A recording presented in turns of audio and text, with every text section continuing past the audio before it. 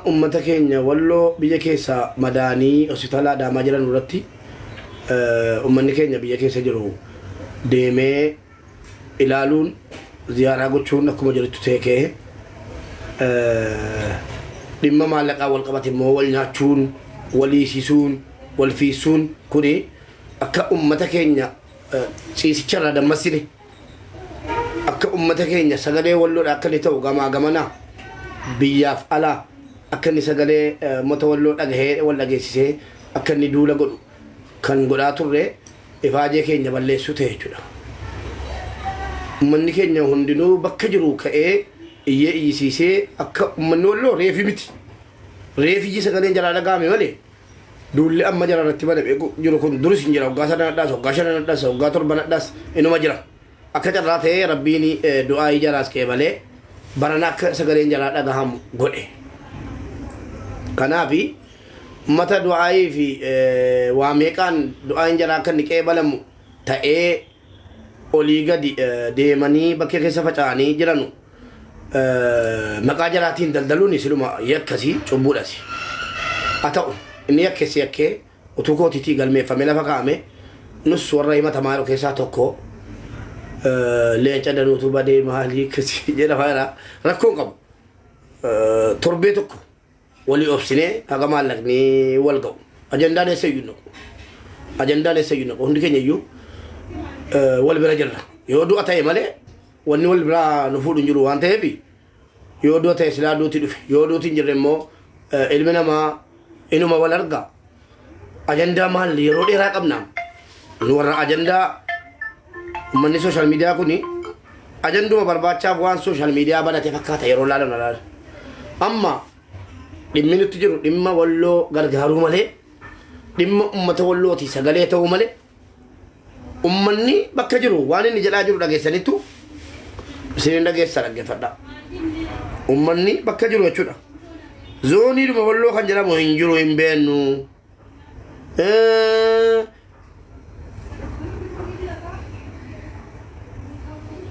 Oromoo dhumti walloo hin jiru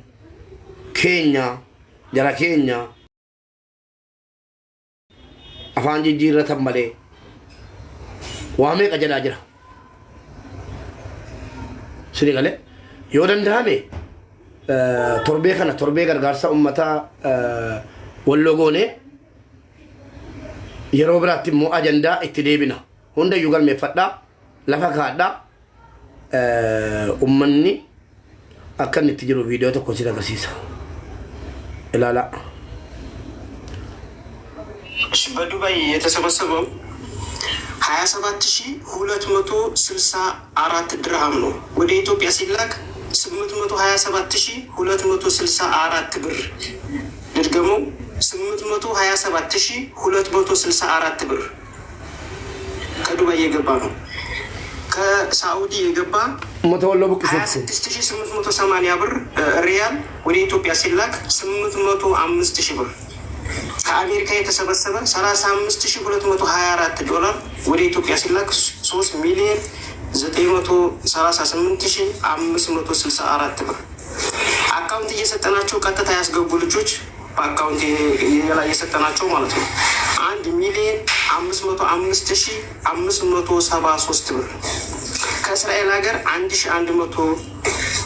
ዶላር ገብቷል። ወደ ኢትዮጵያ ሲመነዘር 143,125 ብር ይሆናል ማለት ነው። ጠቅላላ ድምር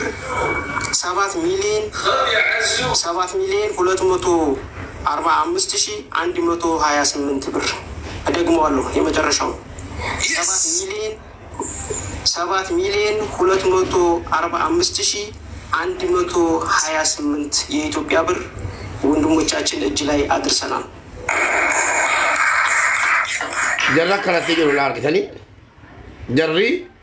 akkasitti maallaqa walitti qabataa jiru ummata fixuudha jechuudha. Nummoo walitti jirra isinii galee kaan kaaniis ammas kan biraa lalaa hiriira seegalanii bula.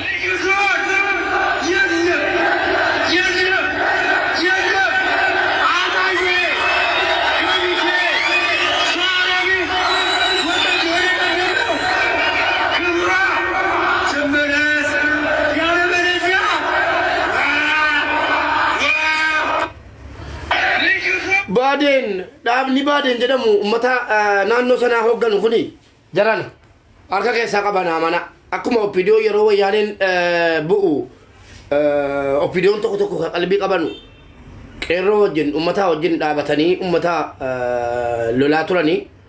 ummanni koo keessattuu dhaaba baadeen jedhamu sana ana amantarraan qabu akka nama tokkotti waa'ee siyaasaarraan illee hin beeku dhaabni jara waan kana keessaa quba qaba na amana akkuma yeroo opidiyoon qeerroo waliin hojjetaa turanii sana akkamitti namni akkasitti hiriira ba'ee ummata miskiina ummata lakkoofsaa muraasa ummata muraasatti duulla akkanaa ba'ame miiliyoona 7 halkan tokkotti yeroo jirri funaananii ummata wallootti buqqisuudha erganu nu kilmaa tokko hin dubbanne calluma jennee taa'ani agurratan akka barbaadan taa'anu jedhe birriin sun achi ga'ee ummata keenya buqqisee ajjeesee ummata keenya du'e immoo yaalchisuudhaaf kaanaan duula jarri banan namni jarri hambisan hin jiru kaabaaf kibbaa nama walitti fidanii ቪዲዮቹን አማላ እስልምና እምነት ተከታዩ በሆኑ ኦሮሞዎች ላይ ጥቃት እንደተሰነዘረ ተደርጎ ቅስቀሳ እየቀረበ ሲሆን ይህንን የሚያደርጉት ወሎ የኦሮሞ ነው እንቆጣጠራለን የሚያሰማሯቸውና ስም ያደራጇቸው ታጣቂዎች የተወሰደባቸውን ጥቃት ተከትሎ ሰላማዊ ሰዎች ሲጨፈጭፉ ቄሮ ጀግና ድል አደረገ እያሉ ቅስቀሳ ሲያደርጉ በተቃራኒው በእስልምና ስም ቅስቀሳ ለማድረግና የአማራ ሕዝብን ለመከፋፈል የሚያደርጉት እንቅስቃሴ ተቀባይነት እንደሌለው ፋኖ በአማራ ሕዝብ ላይ ጥቃት ለማድረስ በኦነግ ሸኔ ስም የሚንቀሳቀሱና የነ አቶ ሽመልስ አብዲሳን የተልእኮ ጦርነት ማድረግ የሚፈልጉ ላይ የወሰደው እርምጃ ተጠናክሮ እንደሚቀጥል የእስልምና እምነት ተከታይ የአካባቢው ተወላጆች ጭምር በማህበራዊ ገጽ ጥሪ አቀረቡ። ላላ ጀሪ አካታ ቤት አካታት የቱ ቤቲ አካታት አጀፍቱ ቤቲ አካታት አጀፍቴ ካቴሞ ሬፋኬ ቡለቴ ቦቼ ቦችፍቴ Sini kale reefa kee fudhattee ajjeeftee reefa kee fudhattee iyyitee iyyisiiftee kooti jettee irratti boosseeftee qabarsiifattee nan du'e jetti. Zabana faannoon erga faannoon ijaarame biyyi keenya faandoo ta'een jedhan. Ummanni keenya rafiitiirra jira ciisaa jira. Ummanni kun garuu ciisee bulaan jiru. Atasi bilchiginnaadha abaawoodha kaafaa'oodha jinniidha jedhii wal qoodi. Diinni gaafa dhufee si nyaatu Oromoodha jedhee si nyaata garaa kee muradhu ogeesse ati kaafaa'oodha ati abaawoodha ati immoo bilchiginnaadha siin hin jedhu ati Oromoodha jedhee qofa si gaafata Oromummaa qofaaf si ajjeesa wallus kan argaa jiru Oromummaaf Islaamummaa dhadhumaa jiru amma keenya walitti duulaa jira waliisisaa jira inumaayyuu akka ummata wallooti sagaleen taamne haamilee wal buusaa jira nuyi warra arrafamee anas ta'e asliis ta'e makiis ta'e maal jedhu kun jira akka walqiiti qaxaqaxamnee gubamnee amma arrabni dhannaan nu bahee inumaa yoo hin arrafamne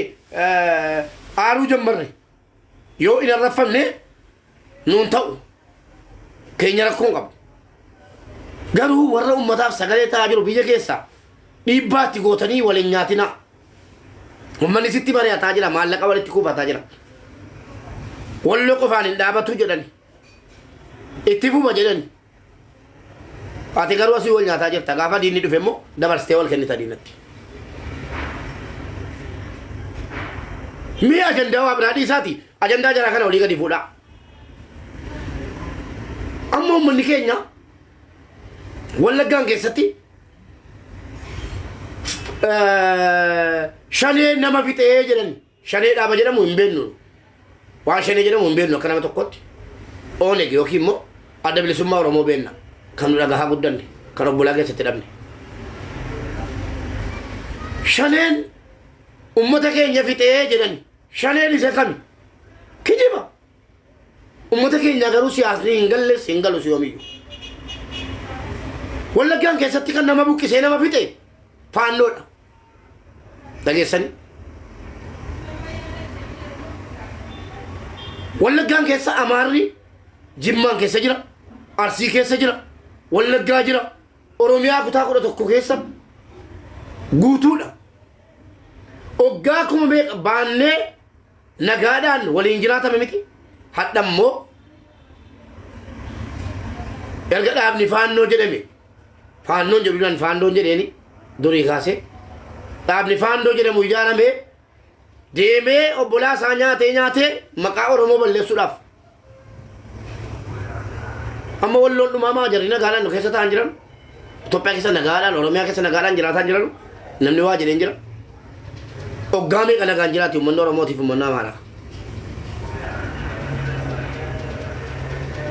diraamaa hojjetan dhaqanii Wallaggaan keessatti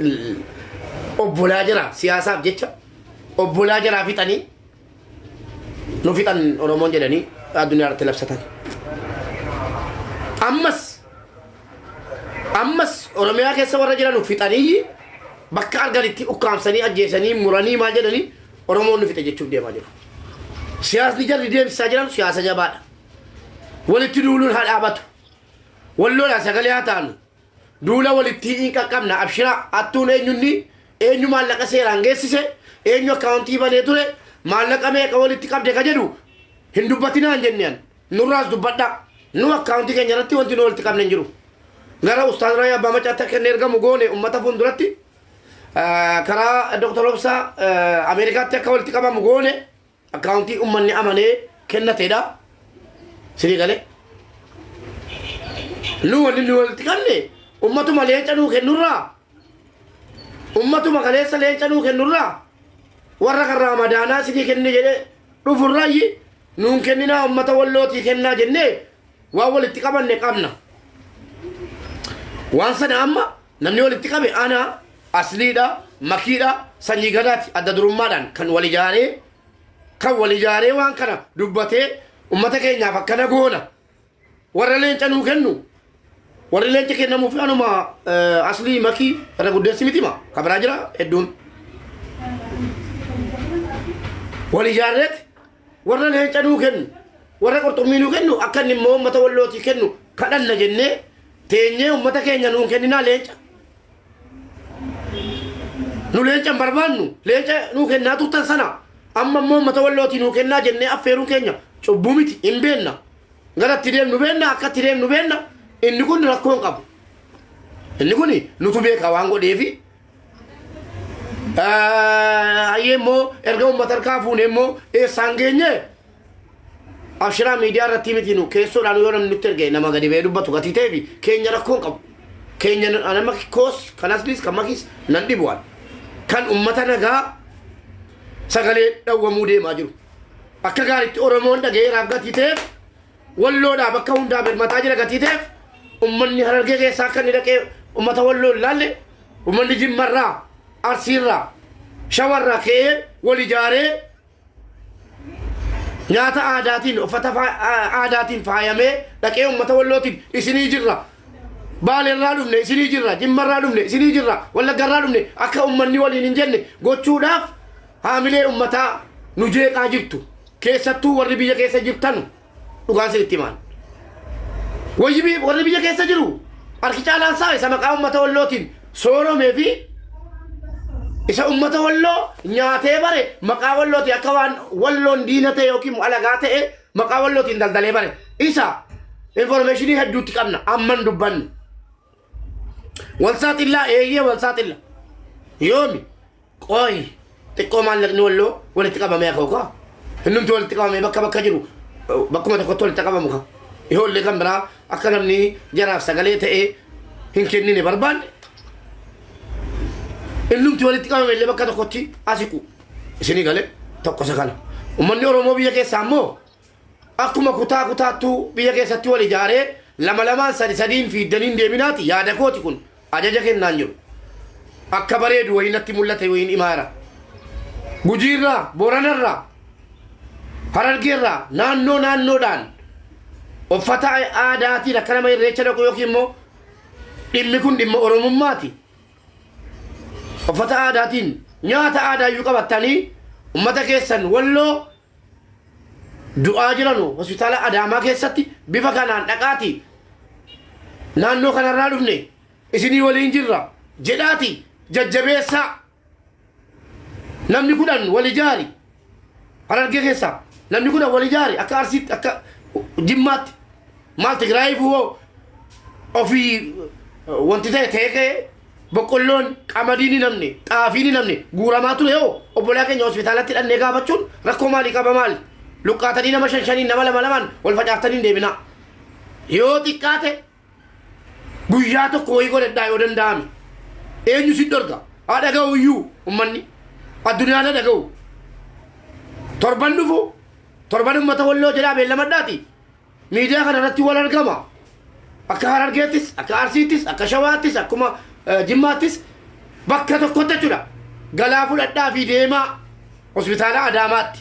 haga karaa walloo banamee walloo dhaquu hin danda'amutti gaafa karaa walloo immoo banamee jedhe walloo nu dhaquu haqa qaba ummanni Oromoo jechuudha akka kutaa kutaatti jechuudha